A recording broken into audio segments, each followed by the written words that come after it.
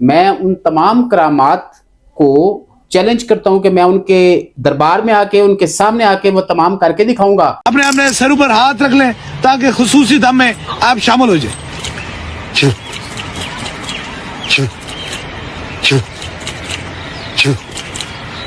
اقرار حسن نے ایسا کچھ بھی نہیں کیا. انہوں نے جو ہے وہ 1 2 3 شعبدہ بازیاں کر کے دکھائی ہیں. ان کا کہنا ہے کہ حق خطیب جو ہے وہ ایک جھوٹے اور دروغ گو شخص ہیں. لوگ جو ہے وہ بہت زیادہ وہاں پہ دعا مانگنے آ رہے ہیں، تو شاید انہوں نے تھوڑی سی شعبدہ بازی اختیار کر لی، اور وہ یہ شعبدہ بازی جو ہے اس سے انہوں نے اصل میں دین کو بدنام کیا ہے. کل شام کو پھر انشاءاللہ تعالی آپ کو خصوصی دم اور دعا میں شامل کیا جائے گا. ابھی سبھی لوگ اپنے سروں پر ہاتھ رکھ لیں تاکہ خصوصی دم میں آپ شامل ہو جائیں.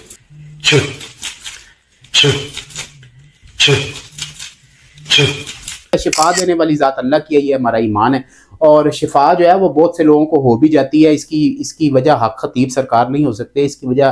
جو ہے وہ اللہ تعالیٰ کی ذات ہو سکتی ہے.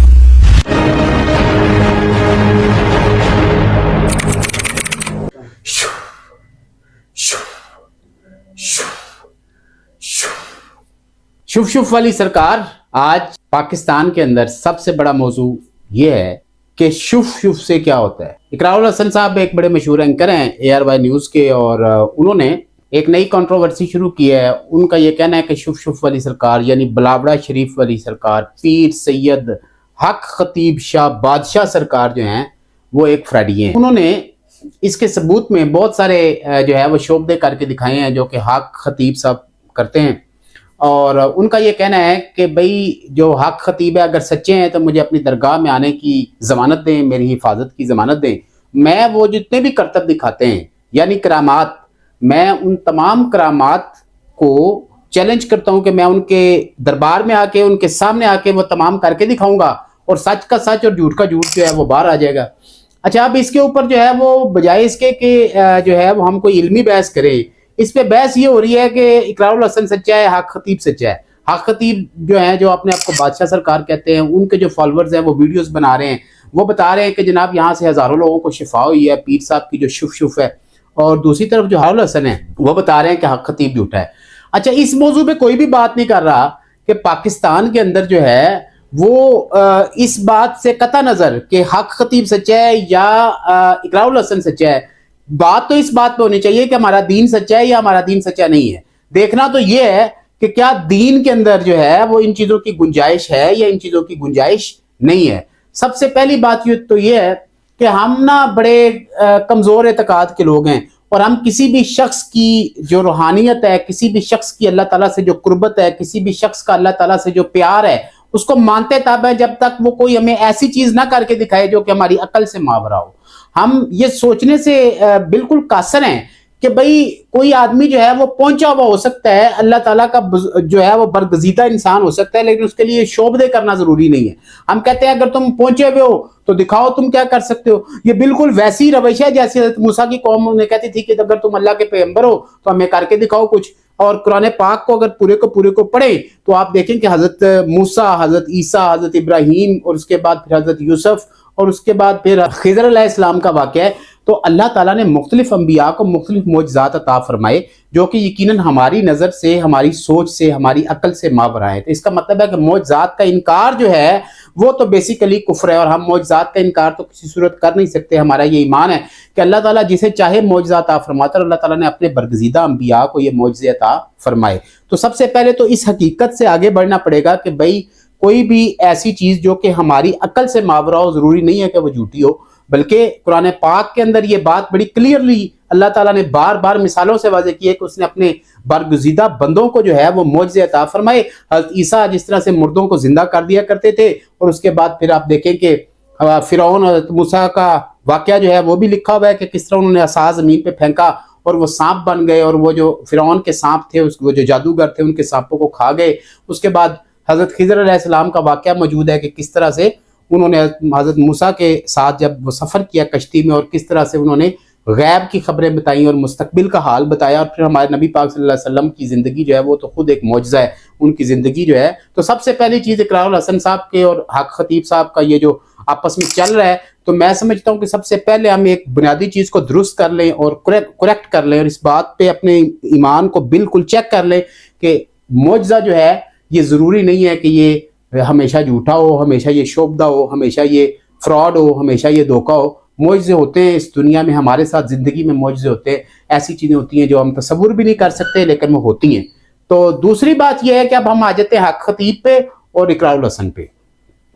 اقرار الحسن ایک بڑے کریڈیبل اینکر ہیں، ان کے اوپر ان کے طریقہ کار سے اختلاف ہو سکتا ہے، بعض اوقات وہ چیزوں کو کک بھی کرتے ہیں۔ کک کرنے کا مقصد یہ ہے کہ کسی سٹوری کو بنانے کے لیے اس کے اندر خود سے ایسی انپٹ ڈالتے ہیں جس سے وہ چیز غلط نظر آئے۔ جس طرح سے ایک دفعہ اقرار الحسن نے جو ہے وہ ٹرین کے اندر جو ہے وہ ایک چھوٹا سا بام رکھ دیا تھا، اور پھر وہ کراچی سے بام رکھا، لاہور سے آ کے وہ پارسل ریسیو کیا، اور انہوں نے ایک بڑی کنٹروورسی بنا دی تھی کہ جی ریلوے کے اندر سیکیورٹی کا نظام یہ ہے کہ آپ بم رکھ سکتے ہیں۔ جہاں پہ جو ہے اقرار الحسن نے ایسا کچھ بھی نہیں کیا، انہوں نے جو ہے وہ ایک دو تین شعبدہ بازیاں کر کے دکھائی ہیں، اور ان کا کہنا ہے کہ حق خطیب جو ہے وہ ایک جھوٹے اور دروغگو شخص ہیں جو کہ دھوکہ کر رہے ہیں عوام کے ساتھ بھی اور لوگوں کے ساتھ بھی، اور ان لوگوں کے ساتھ بھی جو ان کے مرید ہیں، جو فینز ہیں، جو وہاں پہ آتے ہیں، جو شفا کے لیے آتے ہیں۔ سب سے پہلی بات تو یہ ہے کہ جو بندہ بیمار ہوتا ہے نا وہ ضرورت مند ہوتا ہے۔ ضرورت مند جو ہوتا ہے وہ پیاسا ہوتا ہے، اور پیاسا جو ہے وہ اس کو جب بھی اطلاع ملتی ہے کہ فلاں جگہ پہ پانی دستیاب ہے یا فلاں جگہ پہ جو ہے وہ آپ کو شفا ملے گی، تو پیاسا شفا کے لالچ میں جاتا ہے۔ لوگ اپنا ایمان بیچ دیتے ہیں، اپنی زندگی، اپنے بچوں کی زندگی، اپنے گردے، اپنا دل، اپنے جسم کے اعضاء جو ہیں وہ دینے کے لیے تیار ہوتے ہیں اپنے کسی پیارے کی زندگی کو بچانے کے لیے۔ میرے خیال میں ابھی تک اقرار الحسن صاحب نے حق خطیب صاحب پہ ایسا کوئی الزام نہیں لگایا کہ وہ لوگوں سے پیسے لیتے ہیں یا وہ چندہ لیتے ہیں یا لوگوں سے جو ہے وہ مال اینٹتے ہیں، یا اقرار الحسن صاحب نے کوئی ایسا الزام لگایا ہو کہ حق خطیب سرکار نے جو ہے وہ لوگوں سے بہت سارا مال بنا لیا ہے۔ تو ہاں یہاں پہ تو ایک حق خطیب سرکار ہے، لیکن پورے پاکستان کے اندر جو درگاہیں ہیں اور جو دربار ہے وہاں پہ لوگ ہزاروں لوگ جاتے ہیں، وہاں پہ جا کے دعائیں مانگتے ہیں، کئیوں کو اللہ تعالیٰ شفا دے دیتا ہے، تو وہ اس درگاہ کے مرید ہو جاتے ہیں۔ تو یہ یہاں تک یہ بات ٹھیک ہے، لیکن جو دوسری بات اقرار صاحب کر رہے ہیں وہ بالکل میں اس سے ایگری کرتا ہوں۔ وہ یہ ہے کہ حق خطیب صاحب جو شعبدہ بازی کر کے دکھا رہے ہیں، جس طرح سے جو ہے وہ منہ سے کیل اور وہ کانٹے برآمد کرنا یا آنکھوں سے زنجیریاں اور موتی برآمد کرنا، تو میرے خیال میں حق خطیب صاحب جو ہیں، جہاں پہ میں یہ چیلنج نہیں کرتا کیونکہ وہ ایک بہت بڑی درگاہ کے متولی ہیں، تو ہو سکتا ہے کہ وہ جو بزرگ تھے جو وہاں پہ دفن ہیں ان کی دعاؤں سے بڑے سارے لوگوں کو شفا ہوئی ہو۔ تو میں سمجھتا ہوں کہ حق خطیب جو سرکار ہیں، جنہیں بادشاہ سرکار بھی کہتے ہیں، میرا خیال ہے وہ تھوڑا سا اپنے رستے سے بھٹک گئے ہیں، اور انہوں نے جب دیکھا کہ لوگ جو ہیں وہ بہت زیادہ وہاں پہ دعا مانگنے آ رہے ہیں، تو شاید انہوں نے تھوڑی سی شعبدہ بازی اختیار کر لی ہے، اور وہ یہ شعبدہ بازی جو ہے اس سے انہوں نے اصل میں دین کو بدنام کیا ہے۔ دین جو ہے وہ شعبدہ بازی کا قائل نہیں ہے۔ ہم تو یہ سمجھتے ہیں کہ قرآن پاک کی ایک آیت میں اتنی شفا اللہ تعالیٰ نے رکھی ہے کہ دنیا کی کوئی طاقت جہاں پہ ناکام ہو جاتی ہے وہاں پہ بھی شفا ملتی ہے، اور اس بات سے تو نہ اقرار الحسن انکار کر سکتے ہیں اور نہ حق خطیب انکار کر سکتے ہیں کہ لاہور کے اندر اگر آپ جائیں تو سروسز ہاسپٹل میں چلے جائیں، شیخ زاید ہاسپٹل میں چلے جائیں، جنرل ہاسپٹل میں چلے جائیں، تو وہ تمام وارڈز جہاں پہ کریٹیکل مریض ہوتے ہیں، جن کی جو بالکل اپنے ٹرمینل لائن پہ ہوتے ہیں، جن کی زندگی کے کوئی چانسز باقی نہیں بچتے، تو ڈاکٹرز جو ہیں، جو سائنس پڑھے ہوئے ہوتے ہیں ڈاکٹرز، وہ آخری جو وہاں پہ ہربا آزماتے ہیں وہ یہی ہے کہ وہ وہاں پہ سورۃ رحمان کی تلاوت جو ہے وہ اونچی آواز میں لگاتے ہیں۔ اور یہ سروسز ہاسپٹل کے اندر اگر آپ چلے جائیں آئی سی یو کے اندر، یا شیخ زاید کے آئی سی یو میں چلے جائیں، یا آپ جنرل ہاسپٹل کے آئی سی یو میں چلے جائیں، تو وہاں پہ یہ پریکٹس ہے کہ وہ لوگ سورہ رحمان کی تلاوت وہاں پہ لگاتے ہیں۔ تو میرے خیال میں حق خطیب سرکار کو بجائے غلط چیز پڑھنے کے، ان کو بھی جو ہے نا وہ تھوڑا سا اپنا طرز عمل درست کرنا چاہیے، دین کو بدنام نہیں کرنا چاہیے۔ دین جو ہے وہ اتنا کمزور نہیں ہے کہ وہ شعبدہ بازیوں کا محتاج ہو۔ وہ اقرار الحسن صاحب کو بھی یہ کوشش کرنی چاہیے کہ حق خطیب صاحب کو بے نقاب کرتے کرتے یہ ثابت کرنے کی کوشش نہ کر رہے ہوں کہ جہاں بھی کوئی چیز مافوق الفطرت ہو، یا جہاں بھی کوئی چیز ہماری سمجھ سے یا عقل سے ماورا ہو، تو وہ جھوٹی ہوتی ہے۔ یہ بات اگر آپ کی سمجھ میں آئے تو کمنٹس میں بتائیے گا۔ اللہ تعالیٰ آپ سب کو درست راستے پہ چلنے کی توفیق عطا فرمائے، اور آپ سب کا بہت بہت شکریہ۔